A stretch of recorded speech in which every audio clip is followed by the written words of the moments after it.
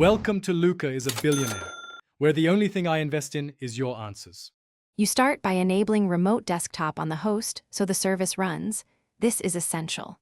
Once done, open Settings System Remote Desktop and toggle it on, then allow the app through Windows Firewall so connections aren't blocked. Make sure the host has a fixed local IP or reserved DHCP lease, and write down the machine name or address. You should use a Microsoft or domain account with a strong password, so credentials validate correctly when you begin the connection.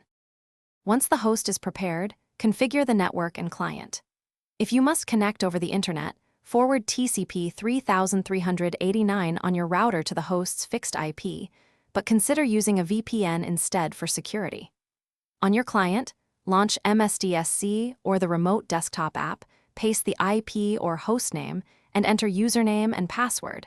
Include domain if required. Make sure network-level authentication is enabled so the client authenticates before the desktop is exposed, and accept or validate the certificate prompt to proceed.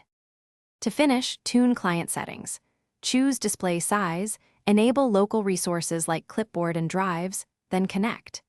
If you face ISP blocks or security concerns, use a VPN or change the RDP listening port and update firewall rules. Test locally first to confirm the host accepts connections.